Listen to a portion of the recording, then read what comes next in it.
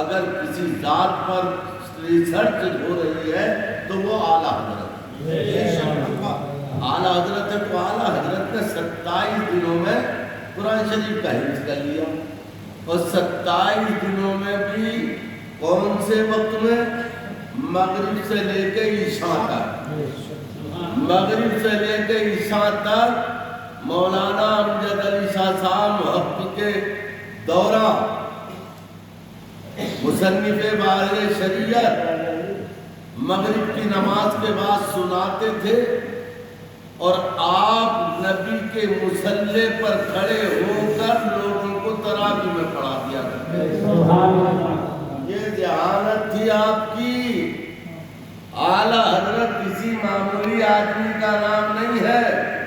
ادارہ تحقیقات امام احمد رضا کراچی نے جب اس کی تحقیق کی تو انہوں نے 36 گھنٹے نکالے. سبحان اللہ.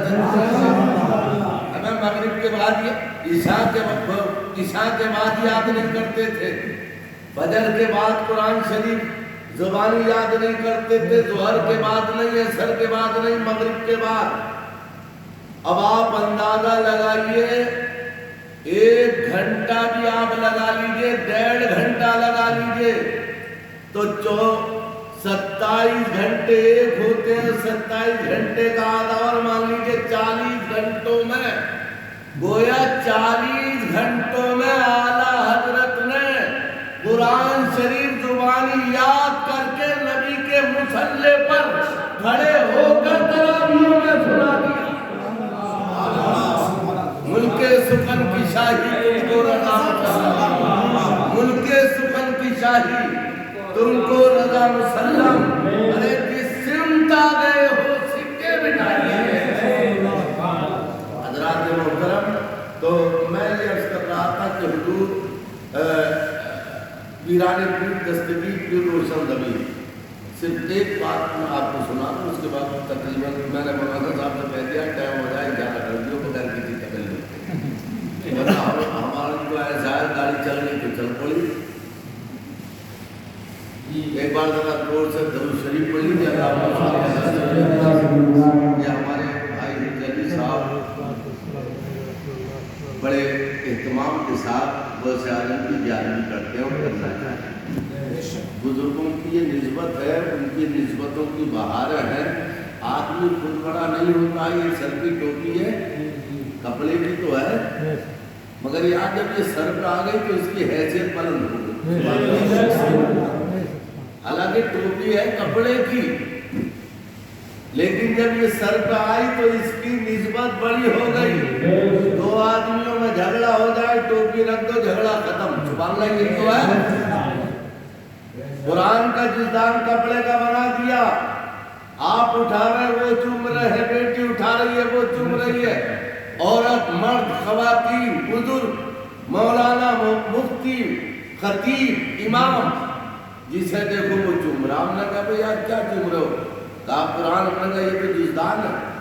کہنے لگا ٹھیک ہے تو جزدان کپڑے کا، مگر اس کے اندر جو ہے ہم کپڑا نہیں دیکھ رہے ہیں، اس کے اندر جو کلام اللہ رکھا ہے وہ دیکھ رہے ہیں. ہم کپڑا نہیں چوم رہے، ہم تو کلام رب کو چوم رہے ہیں. ہم سمجھ گئے جب کپڑا چومنا کلام رب کی بنیاد پر جائز ہے تو قبر کا بوسہ دینا بھی ولی اللہ کی بنیاد پر جائز ہے. حضرات تو نسبت ہے، وہ صفات کی نسبت آنے کو نسبت ہو گئی. اور کوئی نئی بات نہیں ہے. آج کوئی نئی بات نہیں ہے کہ لنگر چل جائے وہ صفات لنگر کرا رکھتے تھے، سبحان اللہ وہ صفات کرتے تھے. اور وہ 11ویں کا نہیں کرتے تھے، 12ویں کا کرتے تھے. نبی پاک نے کرم فرمایا عبد القادر تو ہمارا 12ویں کا لنگر کرتا، میری امت تمہارے 11ویں کا لنگر کرے. تو آج لنگر جاری ہے. اور جسے اللہ توفیق دے، مولانا غلام مرتضیٰ بخش صاحب نے شاید کہا تھا کہ ہر ایک کے پیسے کو رب کو لکھنا ہی ہوتی. عثمان صاحب نے کہا کہ ہر ایک کے پیسے کو رب قبول نہیں کرتا. کسی کا کورٹ میں اٹھے گا، کسی کا کچہری میں اٹھے گا، کسی کا عیاشی میں اٹھے گا، کسی کا بدماشی میں اٹھے گا، کسی کا رب کے نام پہ اٹھے گا۔ یہ اپنے اپنے قسمت کی بات ہے۔ اور عقیدت اور محبت کا عالم دیکھو، عقیدت اور محبت کا عالم یہ ہے کہ ایک صاحب مصر میں غوث پاک کی 11ویں کرتے تھے، بس ہم یہی پر اسی بات کو سنا کر گفتگو ختم کرنا ہے۔ غوث پاک کی 11ویں کرتے تھے اور مصر کے سرمایہ دار سیٹھ جسے ہم اپنی زبان میں بولتے ہیں، اور پورے شہر کی، یہ نہیں قصبے کی، دیہات کی نہیں، پورے علاقے کی، پورے شہر کی وہ دعوت کرتے تھے، اور بچھائی سب کے لیے ایک، یہ نہیں کہ VIP ہے تو وہ کمرے میں بیٹھ کے کھائے گا، غریب ہے تو وہ ٹاٹ پہ بیٹھ کے کھائے گا، سب کے لیے ایک ہی کھانا۔ ایک مرتبہ سیٹھ کی طبیعت خراب ہو گئی، جب سیٹھ صاحب کی طبیعت خراب ہوئی انہوں نے اپنے بچوں کو بلایا، کہنے لگے دیکھو بھائی غوث پاک کی 11ویں قریب ہے اور پورا علاقہ میرے غوث کے لنگر کی 11ویں کی تیاری ہماری دیکھتا بھی ہے اور آ کے کھاتا بھی ہے، ہماری دعوت میں بھی آتا، لیکن اگر ہمارا انتقال ہو جائے، توجہ کریں محبت کی، یا لنگر میں دیکھو کتنے ہوں گے، ذکر میں دیکھیو کیا حال ہے، ذکر میں کربلا بنا ہوا ہے جلسہ،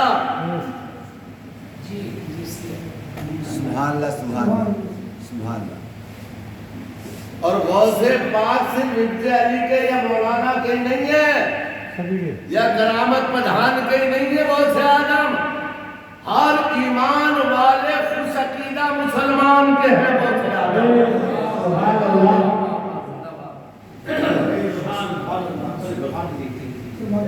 سب کے غوث آدم ہیں، تو جب سب کے ہیں تو یار انتظار کس بات کا؟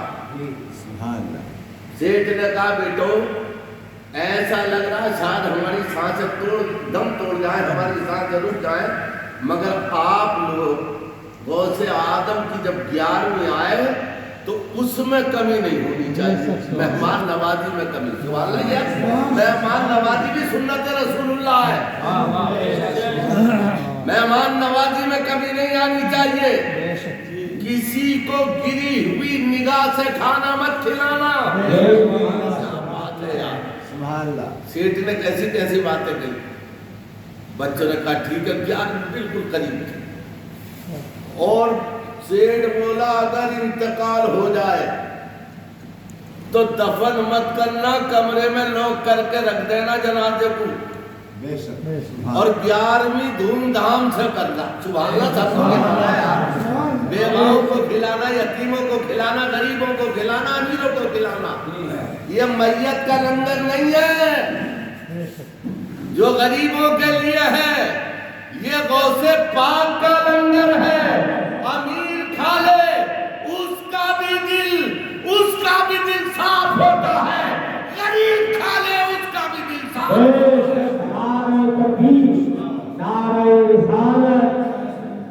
ارے اسی لیے تو کسی اردو زبان کے شاعر نے کہا ہے کہ بنا ہے جب سے میرا دل کاشانہ غوث آدم کا، لگا رہتا ہے ہر دم آنا جانا غوث آدم کا۔